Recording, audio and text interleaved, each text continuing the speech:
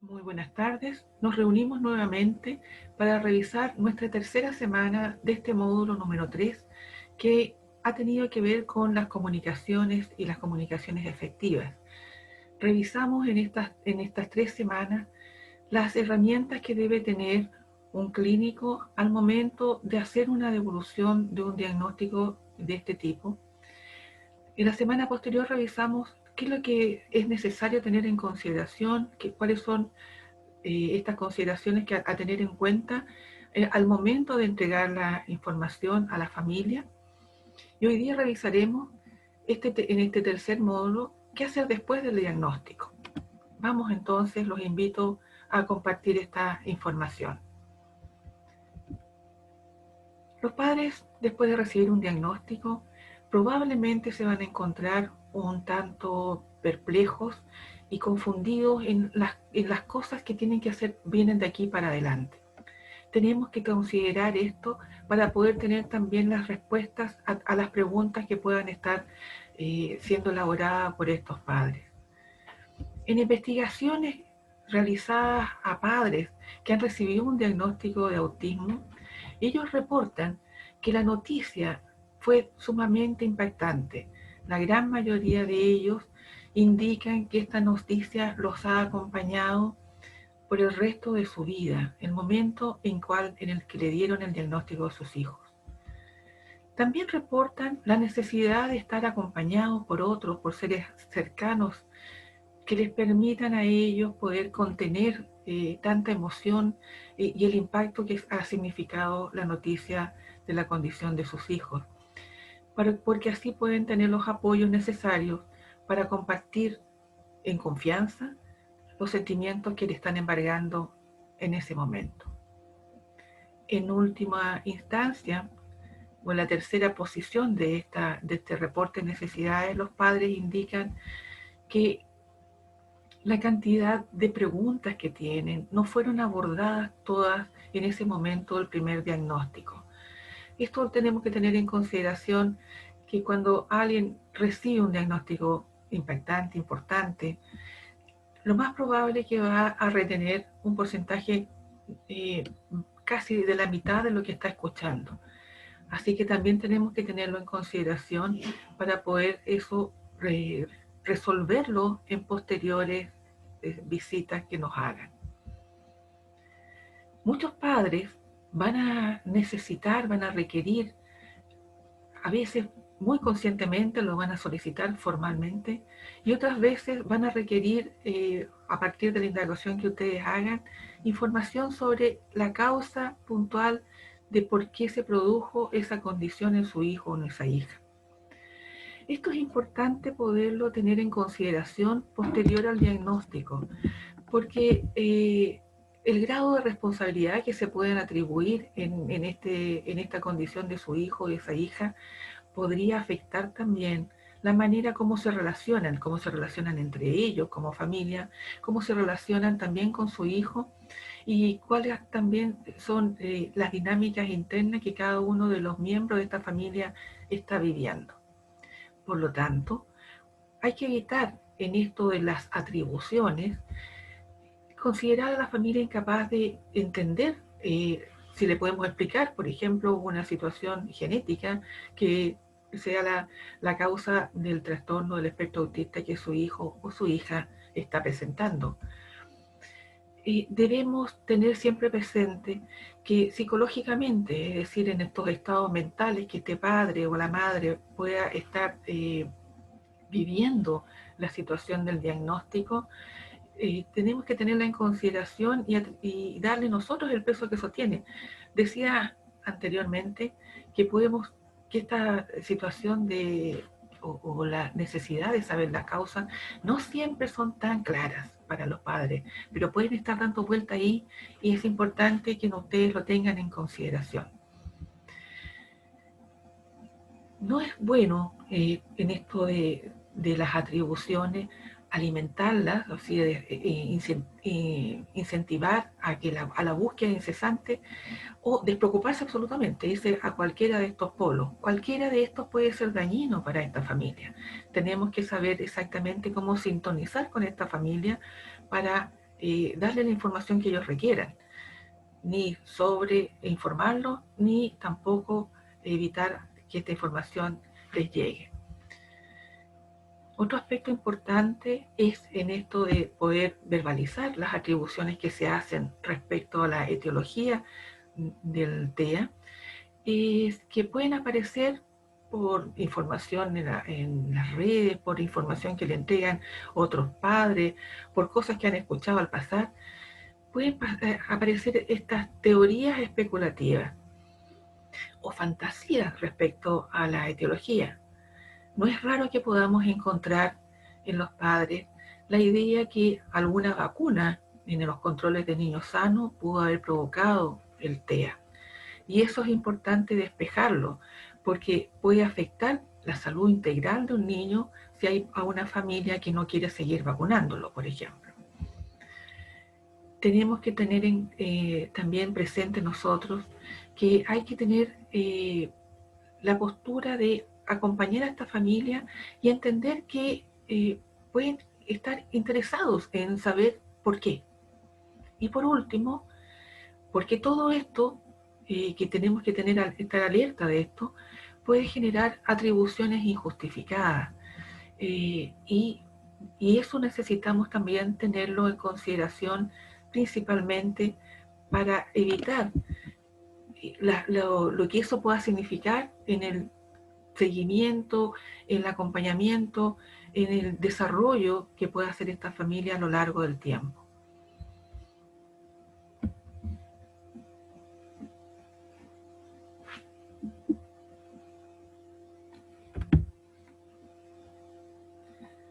Otra cosa importante en esta segunda, tercera o cuarta semana que tengamos post el diagnóstico es poder compartir con la familia que los pronósticos del desarrollo, de la evolución de esta condición de autismo tiene esta característica de ser abierto por muchas causas, abierto porque se ha identificado esta condición o se ha llegado a un diagnóstico en una etapa temprana de la vida, entonces tenemos que ir viendo también el desarrollo evolutivo de ese niño o de esa niña o de ese adolescente.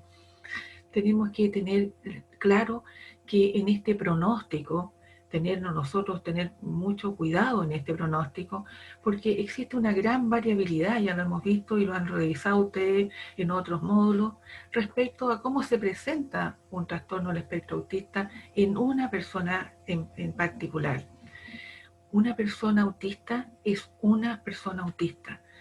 Tiene muchas características que le son propias, maneja probablemente o presenta estas cosas nucleares, pero la individualidad dentro de la población es muy, muy grande y ustedes como clínicos tienen que conocer esto y transmitir esto a la familia.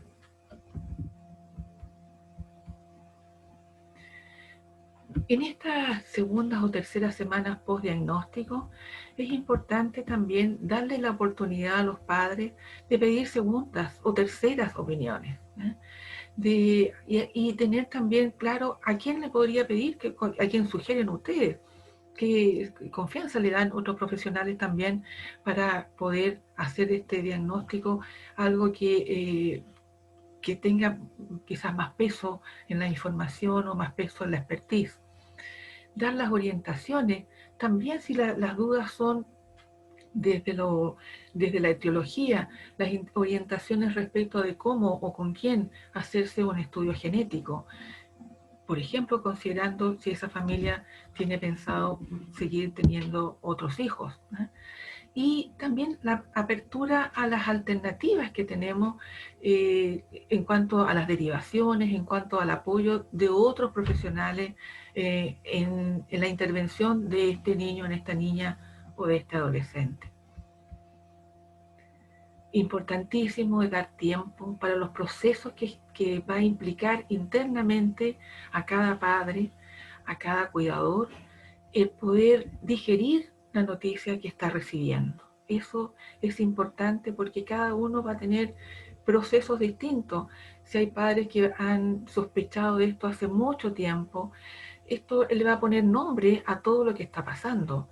Pero si es una familia que este diagnóstico es totalmente nuevo, novedoso para ellos, el nivel de impacto va a ser mucho mayor y van a requerir un tiempo para internalizar este diagnóstico y poderle también, una vez que uno le ha dado este tiempo, eh, poder movilizarse hacia otro, hacia las ayudas que pueda necesitar su hijo o su hija.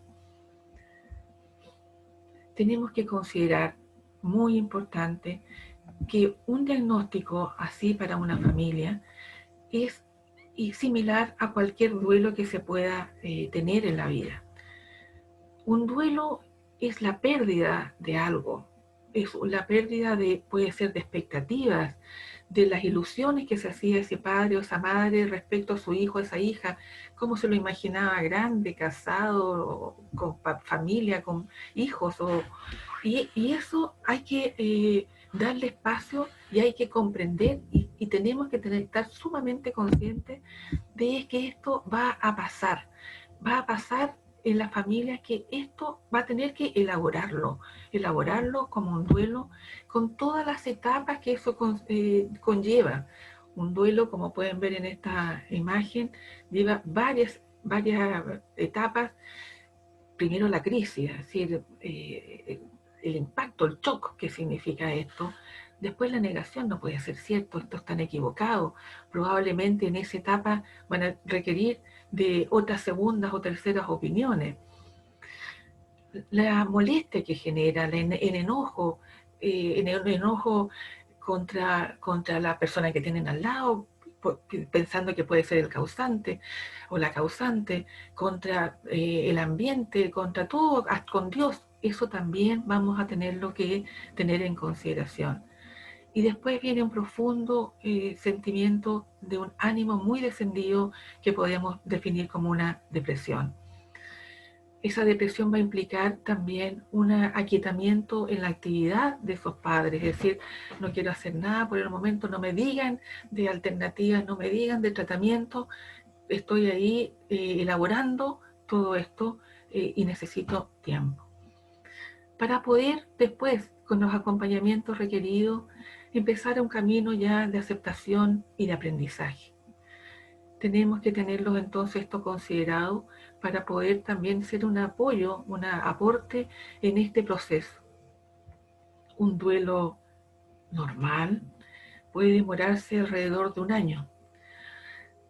No es extraño que nosotros nos encontremos con familias que han pasado más de ese tiempo y todavía están muy molestas, muy enojadas con lo que les ha tocado vivir. Esto que me tocó a mí, esta situación que como estoy viviendo. Ahí tiene mucho que ver esto de las atribuciones.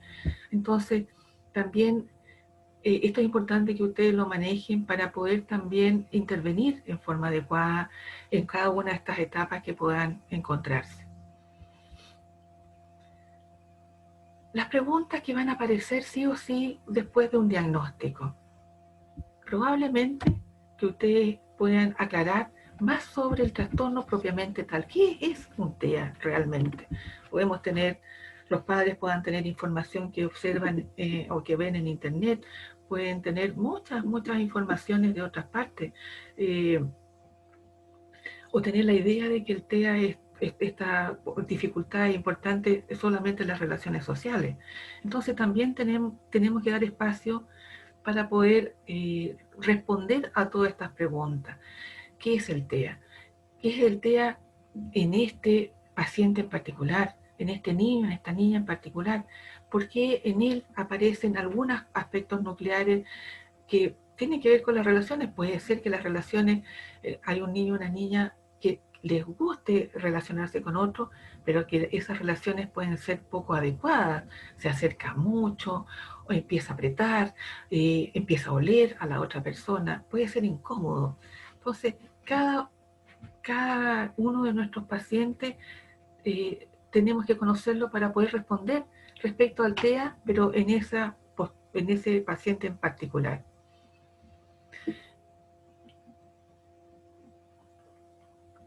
Otra pregunta que normalmente hacen los padres es que si existe cura. ¿Mi hijo se va a sanar de esto alguna vez? ¿Va a ser normal? Bueno, importante entender que hoy día, 2020, no existe una cura para el autismo. Lo que es importante también saber que si bien no existe una cura para el autismo y que esta no es una enfermedad, por lo tanto tiene otras características, esta es una condición. Y por lo tanto, si nosotros podemos aportar en esos apoyos que ese niño o esa niña necesita, esas áreas más descendidas, por ejemplo, en el lenguaje, por ejemplo, en la interrelación social, por ejemplo, en el desarrollo de la teoría de la mente, vamos a permitir entonces que ese niño o esa niña en etapas posteriores a este diagnóstico pueda funcionar perfectamente en situaciones sociales, pueda aprender, pueda ir al colegio. Entonces, sabemos que no existe cura, pero sabemos también, y con muchos estudios, hay mucho ahí que podemos aportar desde la investigación científica, de cómo los apoyos, pero estos apoyos generalizados a la vida cotidiana de un niño, una niña o un adolescente, y esa es pega de los papás, pueden salir adelante y pueden ser personas de mucho aporte a la sociedad. O pueden aprender, como va a ser otra pregunta probablemente que a ustedes le hagan. ¿Podrá aprender? Sí, podrá aprender.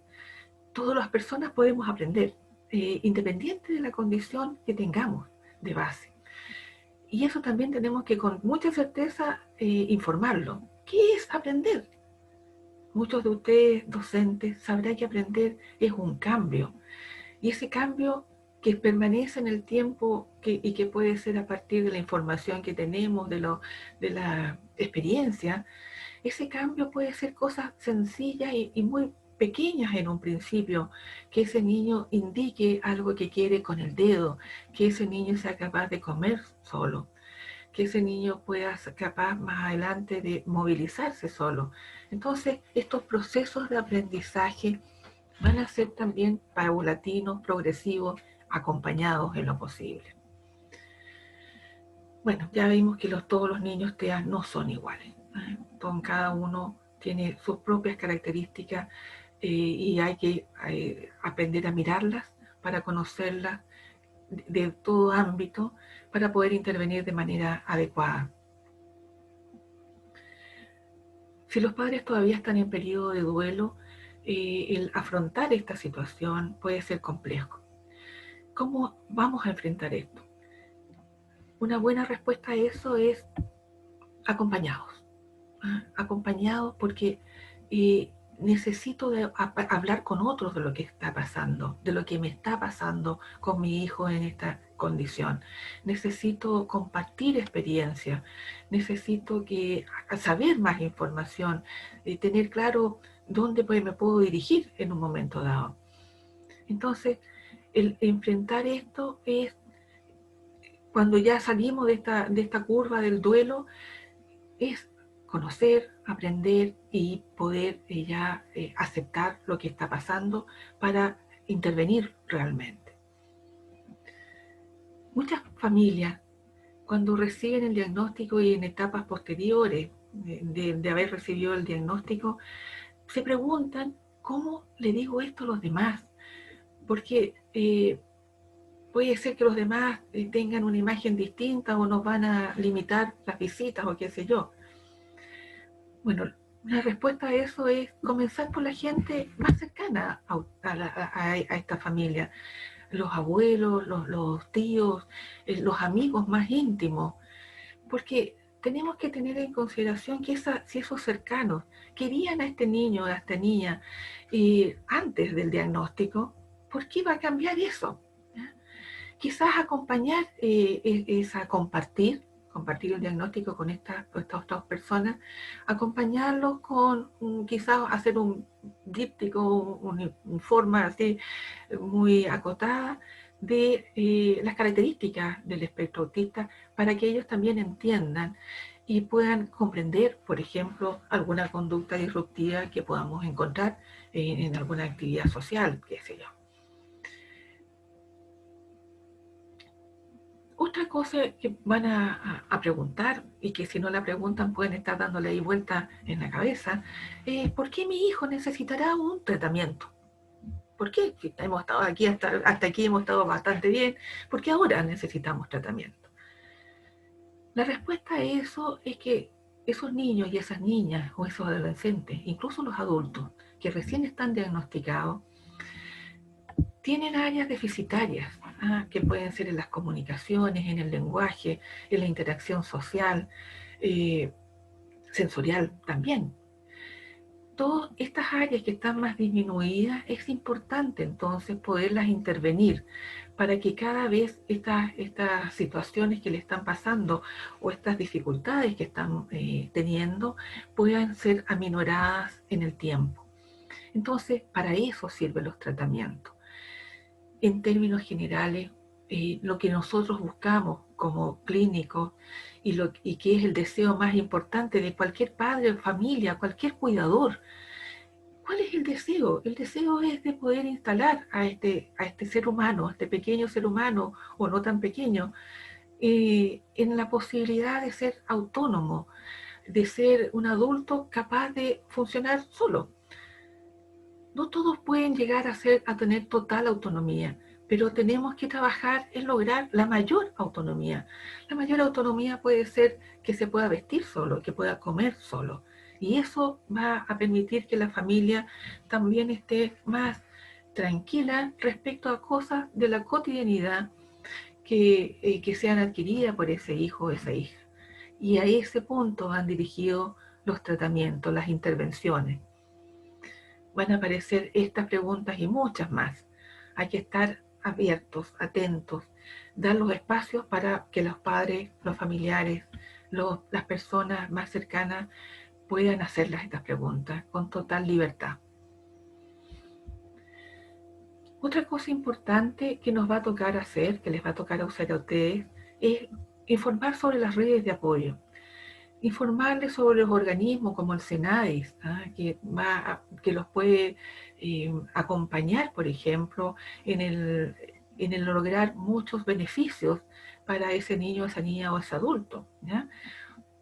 Hay una gran cantidad de beneficios que el SENADIS habitualmente está entregando tanto a las escuelas, tanto a las familias, apoyos técnicos a las familias que lo requieran. Así que el SENADIS es una buena red de apoyo que hay que tenerla siempre activa. Los departamentos de salud, aquí puede ser un departamento de salud municipal o FONASA. ¿A quién tengo que acudir para tal y tal cosa? ¿Cómo tengo que hacer si yo quiero, por ejemplo, tener la credencial de salud, la credencial de discapacidad para mi hijo o para mi hija o para mí, pero si la persona es un adulto ya? Entonces, informarle que en los consultorios, para las personas que están ingresadas a FONASA, en el consultorio es donde van a hacer el trámite de salud que permita al registro civil tener la credencial de salud, otorgar la credencial de salud. Ahí se hace, el trabajador o la trabajadora social va a hacer una serie de evaluaciones con el diagnóstico que se tenga de un médico, en Chile de un médico psiquiatra, de un neurólogo, acompañado con eso, más una evaluación que se llama IVADEC. Vamos a tener acceso entonces a presentar esta información para tener la credencial. Además de eso, existen innumerables corporaciones de personas, de amigos y de padres de autistas, los ASPAUT. Vamos a encontrar eso en todas las regiones. Y otras corporaciones que se han formado a partir de agrupaciones de padres que necesitan también tener el apoyo de otros padres que están pasando por la misma situación que ellos. escuelas especializadas, como tenemos aquí en Puerto Montt, la Escuela Camino Esperanza, que atiende solo a niños y niñas y a jóvenes autistas hasta los 26 años.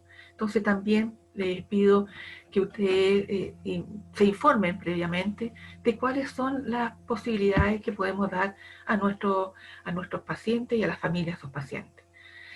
En el caso de que nuestros pacientes tengan ISAPRE, la credencial de salud hay que tramitarla en el COMPIN y ellos hacen todas estas evaluaciones que les he dicho anteriormente y se tramita al registro civil. Aquí está la bibliografía y los espero este jueves para aclarar cualquier duda que pueda haber quedado en esta nuestra tercera semana de diplomado. Que estén muy bien. Muchísimas gracias.